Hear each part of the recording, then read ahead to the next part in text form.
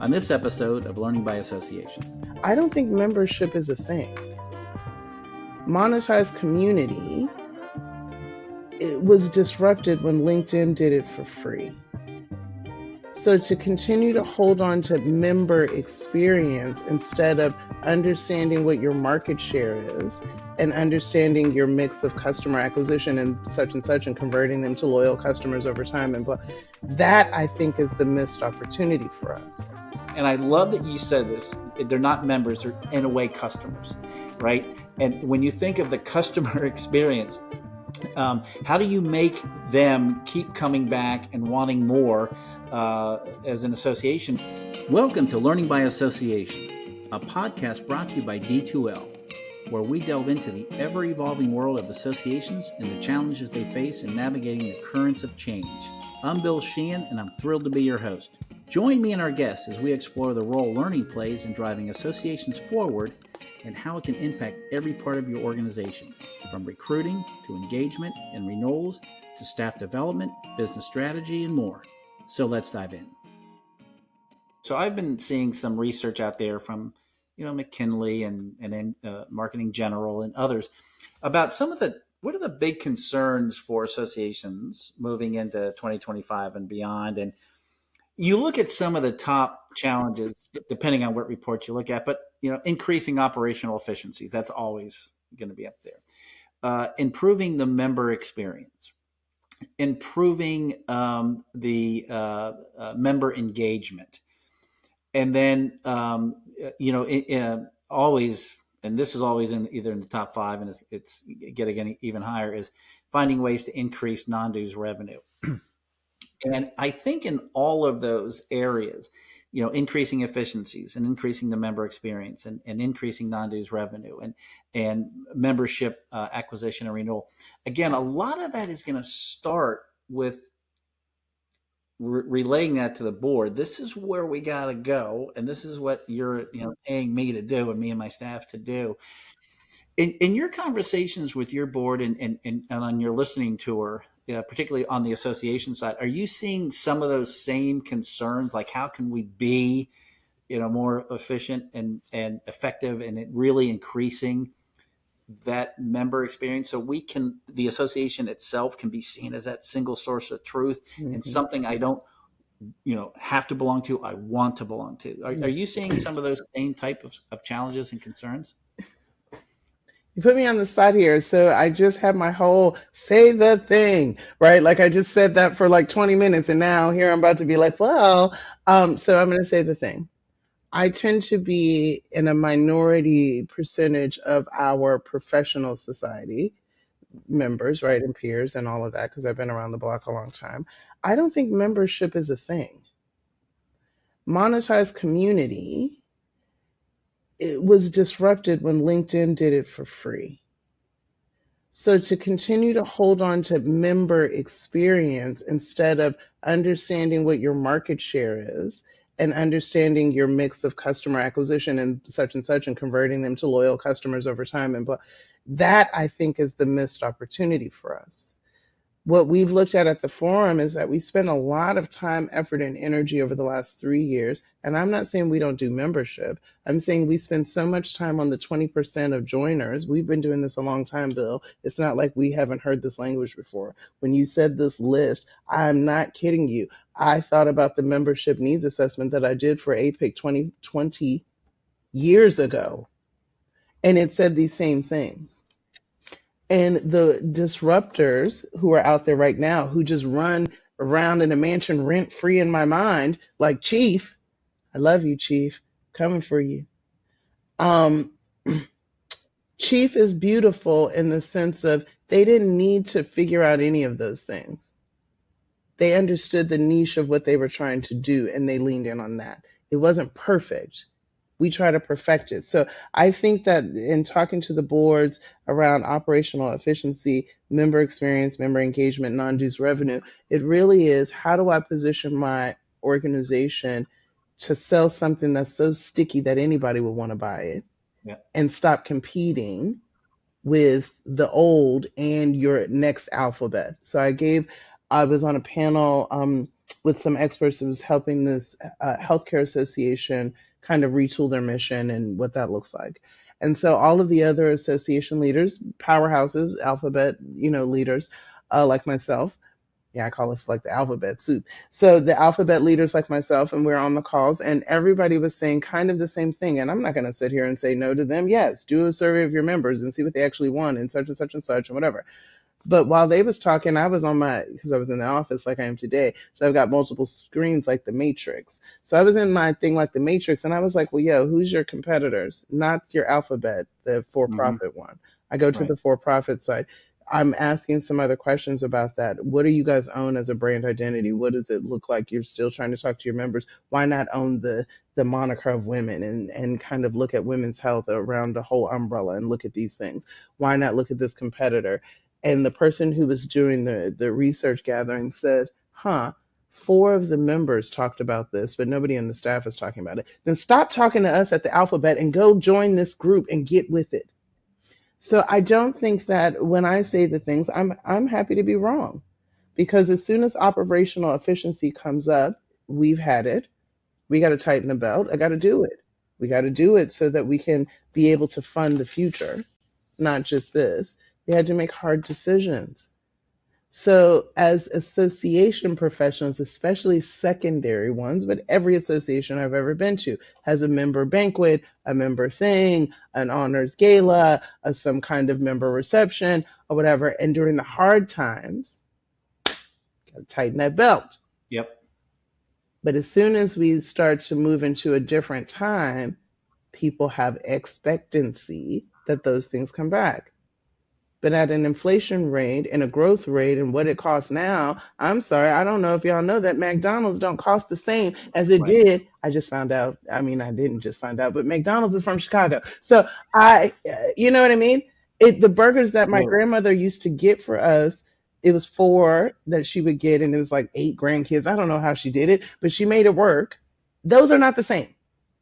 So to be able to have and for some of the larger meetings that I go to, the AGU is one of them. When you have 30,000 people coming and then your costs have gone up by 8 to 10%, Hmm. and their expectations are the same as it was in 1980, Right. how do you Exactly. keep up with that? So I think that as business leaders, it's fun. And I'm going to give just, I name drop all the time, you know that, but her name is Velma Hart. And Velma gave a podcast interview earlier this year, and she said something for us, for Artesha, us, of this like, we need to be businesses and think like businesses, make decisions like a business. She said, don't forget the heart of what we do. Don't forget the heart that's in the mission, right? So balancing this need for member experience, most of the members that are active and say what they want are 20 to 25% of your membership. Hmm. They're not the ones in the street. So I don't just talk to members on my listening tour. I went and talked to people who never joined. I went and got data around the fact that in the whole time Association Forum has been here, 100 plus years, we've never gotten more than 40% of the market share. All I do is dream about what in the reason why. Well, do we have data? Do we have, and when I sit with them, I know why, because I've worked at associations, especially the large medical ones. They don't see themselves as association executives. That's not what they told their mom. I'm a data researcher that works at the American Medical Association. So I think that this is an interesting conundrum. And when we get on panels together and when you invite me back, You will. we'll talk about it, because I also think I remember 8 years ago saying things like, well, when are we going to start to accept digital currency? How many boards right now have their own Bitcoin or blockchain resource or really looking into it? Who's into crypto? Because I want to talk to you, right? Who's accepting not just credit cards? Remember when that was, Yeah. Bill, we're of an Yes. age. Yep. Remember when that was a thing, e Yep. commerce. Right. Yep. Well, I think to that point, and you've touched on this, is the fear. It's just the unknowing of a digital currency. What right, and Exactly. that's right. And so how do you Exactly. how do you help educate that? So there's like the digital transformation, and then there's the currency, particularly the younger generation coming up for associations, because I do think that back in the day when we were in association, and this, I'm going to date myself, this was before the internet, where associations really were the original social network. The Exactly. only way you really got to meet with like-minded individuals was at an event or a show. You didn't have the cell phones, you didn't have the Zoom, you didn't have computers at that time that could do these type of interactions. And so you needed to go. And I think what happened is associations kind of lost that a little bit, or the fear that of these disruptors of the cell phone and the computer, where now all of a sudden you're introduced to other ways of getting that information, but you're not Mm. necessarily getting the network, right? You're getting Yeah. information, but you're not Yeah. able to talk to like-minded individuals. And I think right now, a huge concern, and I love that you said this, they're not members, they're in a way customers, right? And when you think of the customer experience, how do you make them keep coming back and wanting more as an association? But you got to get that younger audience. When I was back in the day, you'd look back and you saw a whole bunch of younger people saying, yes, I'm going to come into this industry. I'm going to come into this association to help advance my career. You look back now, there's so many different avenues they can go down Mm-hmm. now to Mm-hmm. advance their career. And I think it's important now, and I think associations are at this critical flashpoint where they're uniquely positioned to actually rise above that clutter and be that single source of truth, for lack of a better term. But I do think you have to start thinking of them as customers, that you could lose them Exactly. if you don't provide what they're looking for. And I think you get back to that. You got to listen to them and ask these questions. But then I can hear 1,000 association executives saying, Bill, we want to do that. We don't have the time. That's bull. I love you all. I love y'all. I know you busy. There's only 7 staff out there. I'm doing more things than maybe I should be doing. Leverage the technology. How many of us are actually using Gemini and Chat and other things to brainstorm? Not write marketing copy, although I am getting wonderfully and skilled at doing it myself, because I am not, y'all know me, I am not a marketer. Okay, that's not my jam.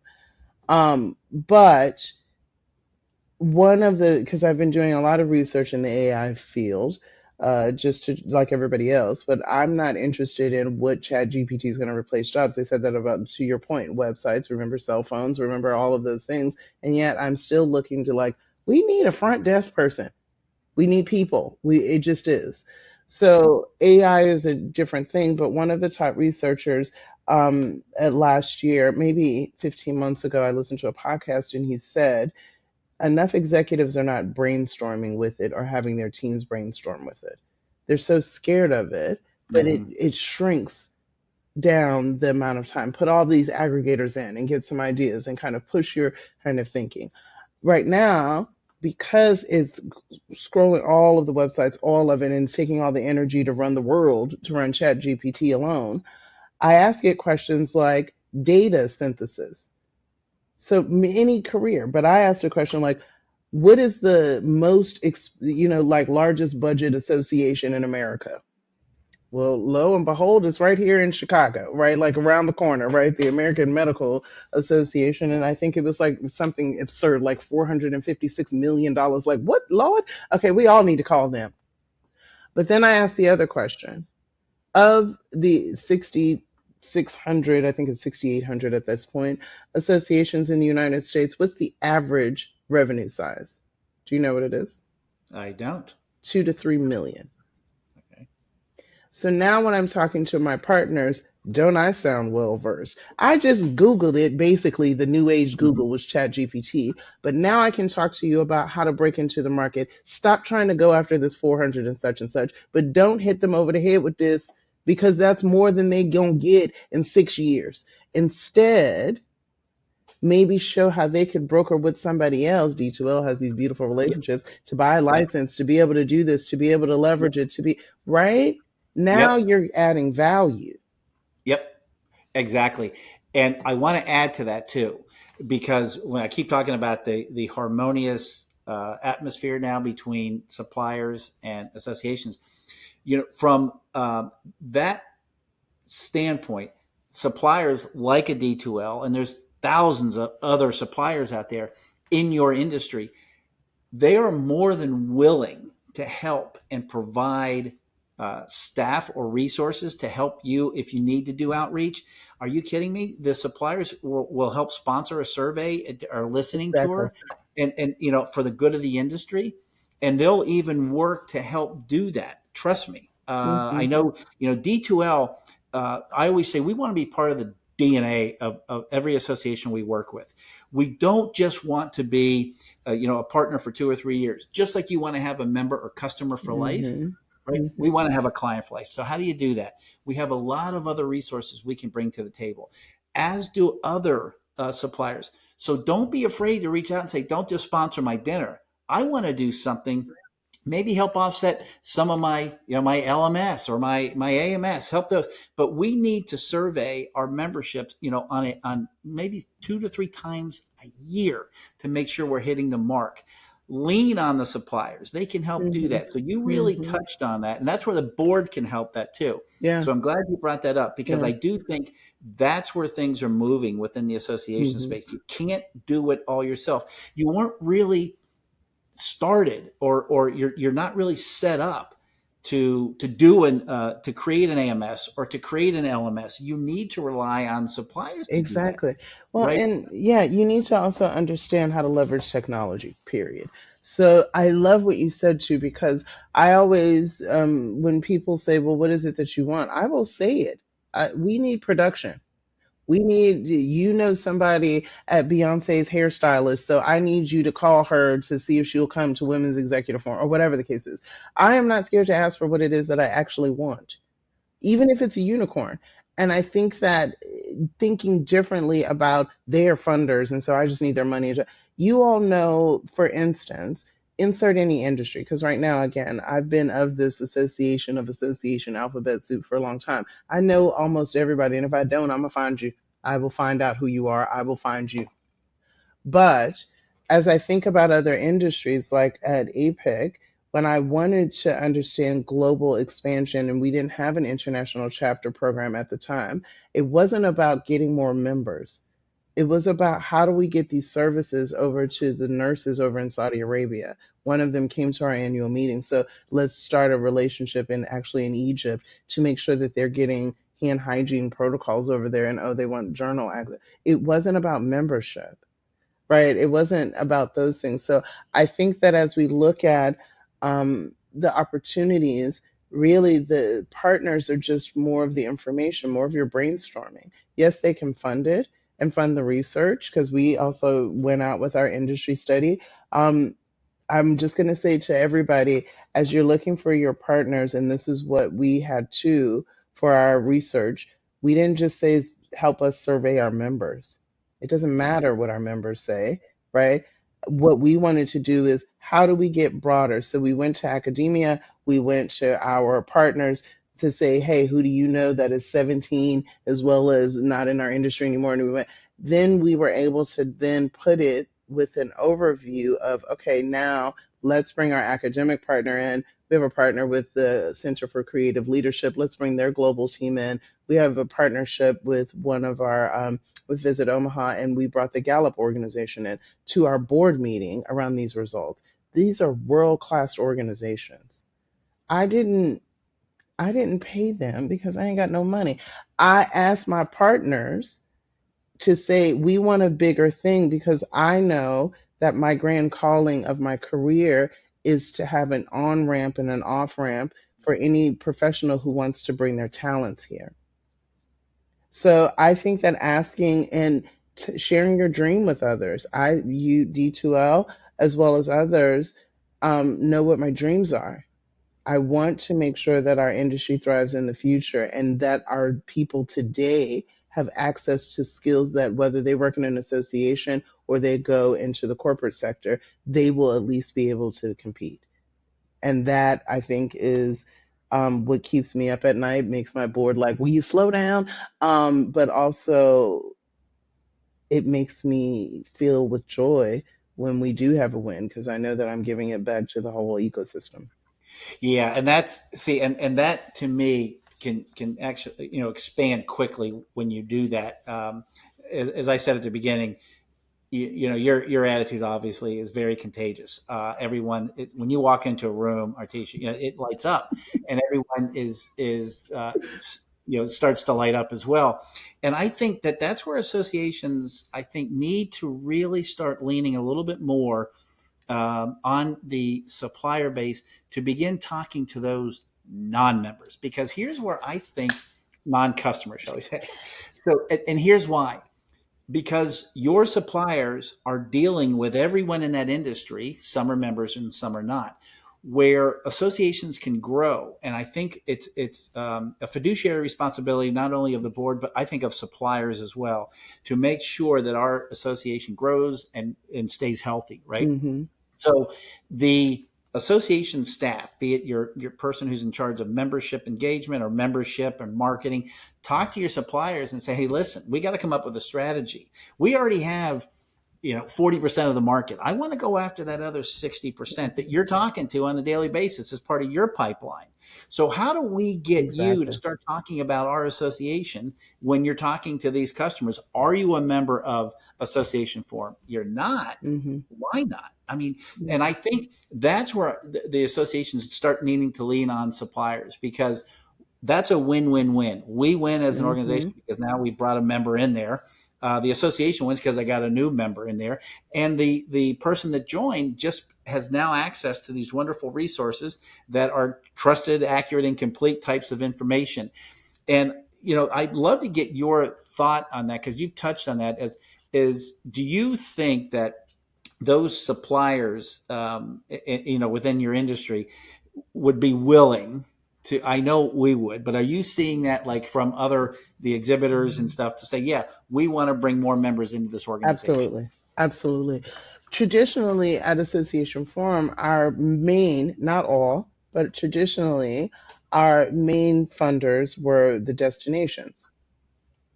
Mm-hmm. So they were the ones that kept the organization afloat for a lot of years, right? And a lot of energy around that. One of the things that we've been strategic about is expanding the tent to let more different types of suppliers come in. Not one of them has said, we don't want to help you fund the future, or we don't want to give back to the community. But now, the opposite side of that, however, is that most of the alphabets, I've been in associations for decades, most of us are like, we want more money. So for what? So that you guys can still talk about operational efficiency and member experience and so for decades? When you have a chief that came overnight, you have these other groups that are masterclass that has subscription based that is putting learning out there, Coursera that is encroaching on certificates. I can go on and on and on. But then the other part, when I ask you for data of who attended and what happened with them, you don't have that. So I do, and I just tap dance and stuff it down everybody's throat. Like, here's the open rate, and here's how we follow them, and here's how we got a geotag, and because maybe growing up with grandparents who grew up during the Great Depression, every dollar counts, every piece Mm-hmm. counts. Right. So when my staff, they're like, oh, here she go again. If we don't have data, it don't make sense.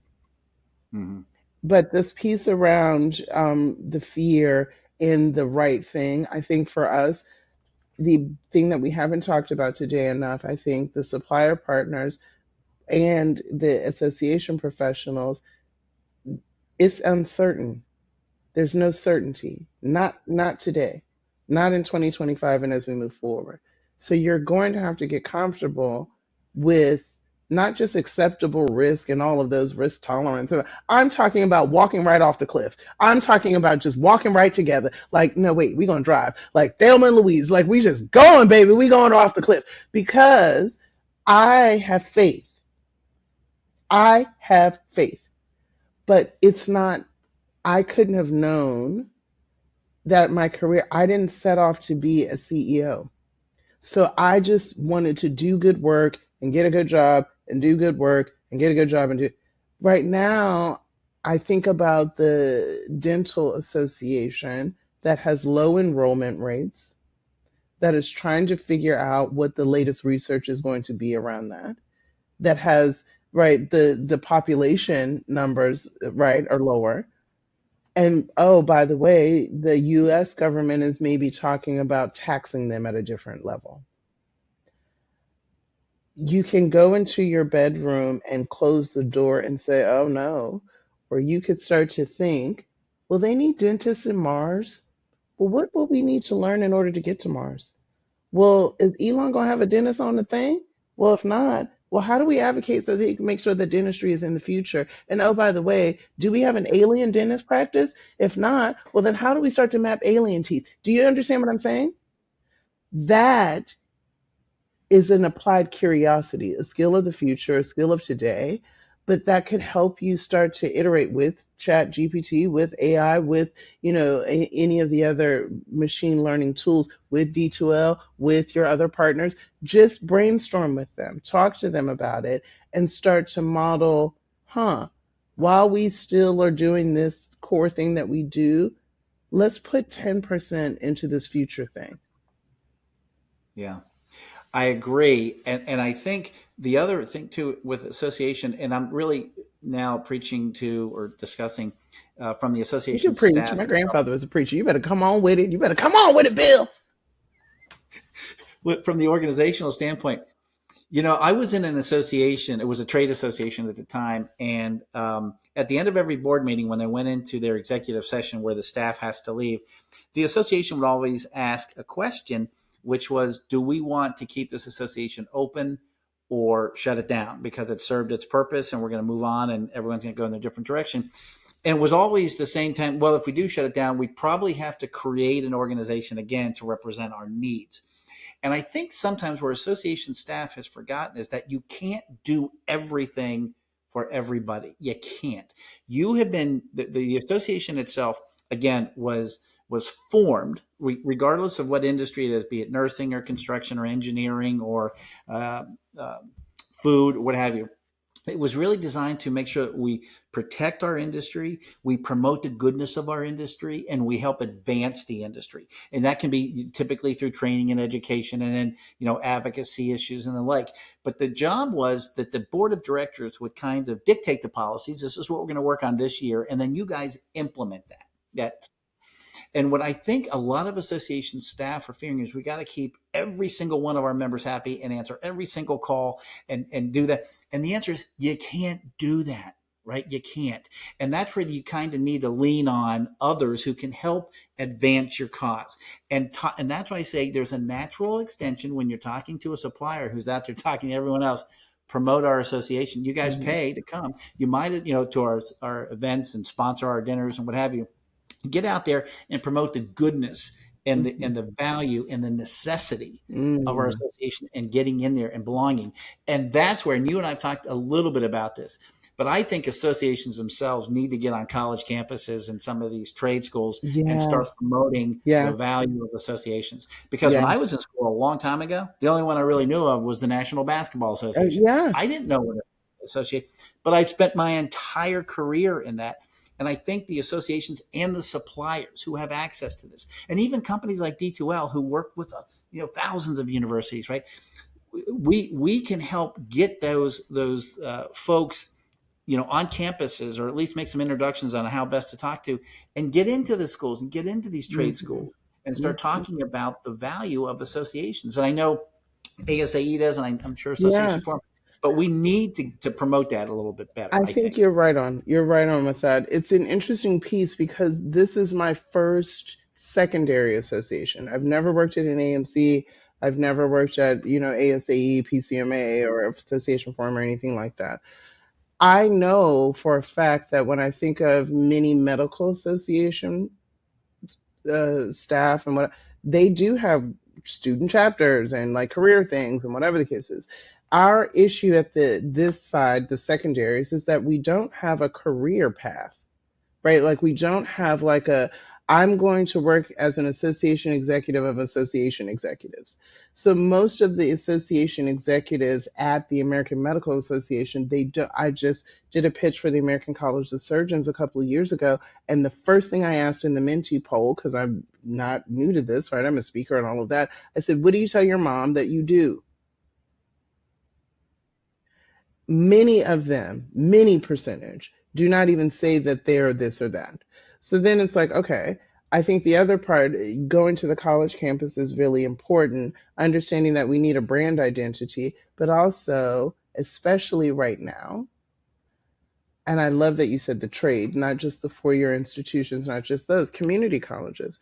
I would have never known in my working class life, if I didn't stumble into an association, that there were all these resources available. As a Black woman in America that was a technologist, that didn't have no degree, but wanted to rule the world, I didn't know that there was resources available for me. I didn't know that there were people out there that just wanted to help me with some networking and mentorship and whatever the case is. So we need like a ad campaign. I remember the nurses had, my dad is a nurse, was army nurse, and he's a big 6'3" type guy, like an athlete, and he was a nurse too. Yeah. That, yeah, the candy striper kind of jokes that I got in high school. But anyway, um, but my dad in the 90s, in the 80s, there was this huge ad campaign that from the ad council for nurses.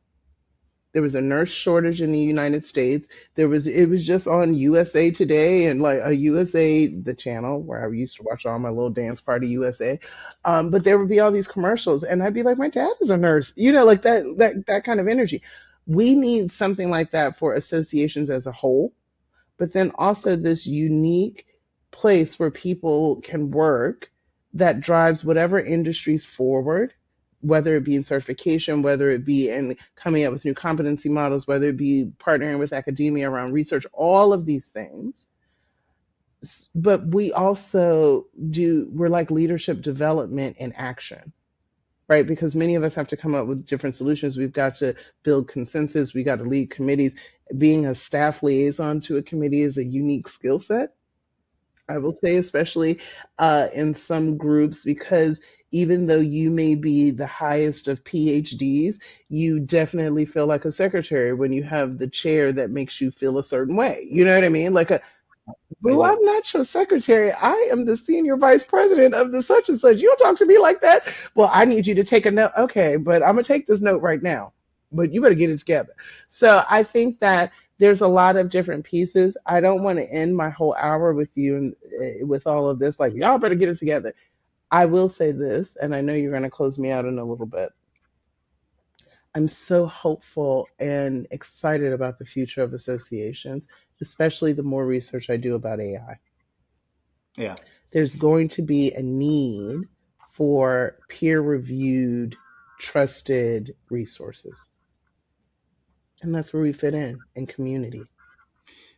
I can't agree with you more. And I think the association community has to not look at AI as a threat. Nah, I think it's and I got to be careful. 'Cause I'm going to give Microsoft something, but it's really a co-pilot. It's a knowledge catalyst, right? yeah, And I think that we got to remember that AI really generates from human intellect and human entering information into the chat GPT or what have you, but it's not a subject matter expert. And I don't think you're going to replace the association staff. They can utilize it for to help for certain things like meeting minutes and the typical, lack of a better term, mundane type of tasks they can do. When you get into like when you're writing policy statements or the like, again, it has to be vetted. You can't trust it, but it can be a knowledge catalyst, right? It can help narrow things down, particularly in education. When you see like at D2L, we're doing a lot where we can help course creation, and it helps make the subject matter experts time much more, that you don't need to travel. You can it can be utilized in a much more efficient way, and we're seeing great success on that. But I think to your point, I'm hopeful in what I see when I look at the horizon.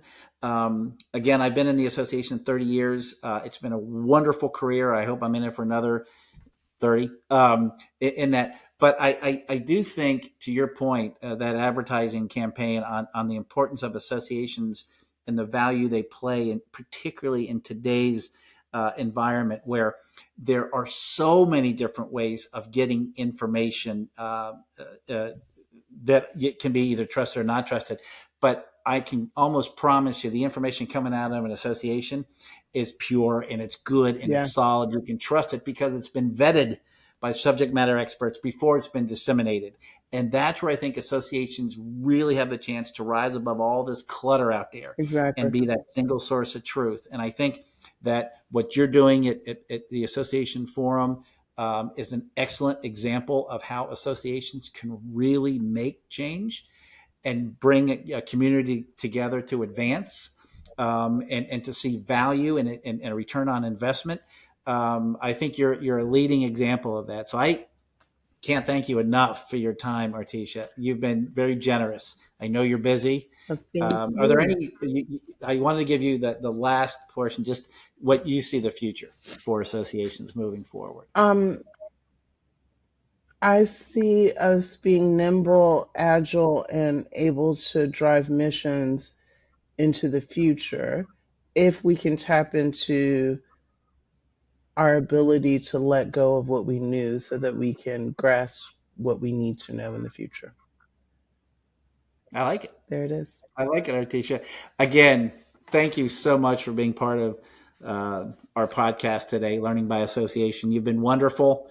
I'm sure we're going to see you on some panels as well. Thank you. And you'll see me at a bunch of association forum events. There it You is. can count on Thank that. you, Bill. This is fantastic. Thank you very much. Take care, Artesha. Thank you. Bye-bye. Bye bye. You've been listening to Learning by Association, a podcast where we delve into the ever-evolving world of associations and the challenges they face in navigating the currents of change. This episode was produced by D2L, a global learning innovation company helping organizations reshape the future of education and work. To learn more about our solutions, please visit www.d2l.com. And don't forget to subscribe so you can stay up to date with new episodes. Thanks for joining us, and we'll see you next time.